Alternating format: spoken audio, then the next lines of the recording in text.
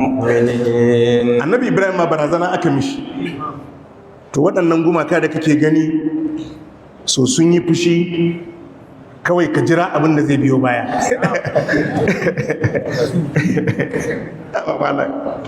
In baka san Allah ba ai more ka da ayyana da yawa. Ya ce musu wa kaifa akafu ma asharaktu, ta yaya ma ba kawai ba ni jin tsoron su ba, wai ta yaya ma zan ji tsoron waɗannan ababa da kuke tarayya ma Allah da su. Wala takafuna annakum asharaktum billahi, ku ba ku ji tsoron kuma Allah tarayya ba. Shi fa boka Allah yake tsokana, wai kai kuma kana tsoron sa, shi bai ji tsoron ya tabo Allah ba, kai kuma kana tsoron sa. Annabi Ibrahim ya ce to ya haka zai faru? Wadda yake bid'a bai ji tsoron saba wa manzon Allah ba, bai ji tsoron saba wa Allah ba, kai kuma kana tsoron sa?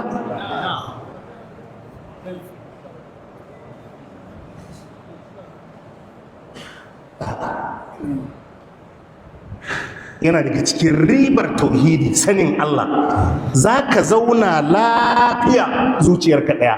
Duk abin da zai faru a rayuwa, kullum yusibana illa ma kataballahu lana huwa maulana.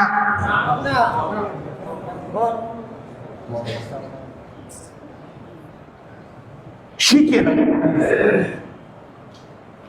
Sabon annabi sallallahu alaihi wasallam lokacin da aka yi badar aka ce musu innan nasa qad jama'u lakum fakshawhum fazadahum imanan wa qalu hasbunallahu wa ni'mal wakeel. Ce ba to ga can kafirai an yi kunkuku ake jira.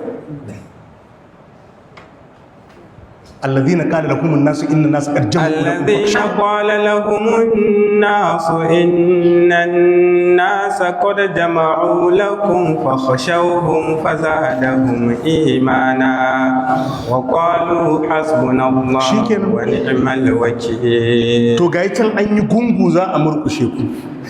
Allah ya kan sai ya kara musu imani. To akwai abu da zai faru? Ba abin da zai faru, wallahi sai iya abin da Allah ya hukunta zai faru. Kuma duk abin da zai faru, wallahi ba wadda yake da tasirin zartas da shi, wallahi sai Allah ya sa hannu a kan, sai ya ba da izini, sai da izini. Yadda ka ganka haka wani yake, dukan ku bayin Allah ne. Wadda ya fi wani a tsakaninku a wajen Allah, wadda ya fi tsoron Allah da bin dokokin Allah. Inna akramakum indallahi atqakum. To yace wa kaifa akafu ma asharaktum wala takafuna annakum asharaktum billah ma lam yunzil bihi alaikum sultan, abinda Allah bai saukar muku da dalili akai ba. Yace ya zan yi inji tsoron su. Shi yasa zaka je Allah dinga cewa wa yukawwifunaka bil ladina min dunihi. Allah ce ana razana kare da wani abin da ba Allah. Duk wanda ya kunna wutar Allah zai kashe ta.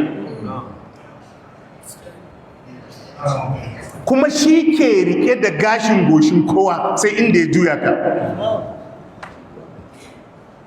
Yanzu wani sai ya addabe ku a jihar ko a cikin kasar ku, in Allah ya ga dama daga inda wata guguwa ta zo sai a ja shi a kai shi wani lungu, sai labarin sai ya bace gaba da. Haka ne ko baka ba? Haka ne. Gashin goshin sa yana hannun Allah. Haka ne. Haka ne. Allah ya samu dace. To sai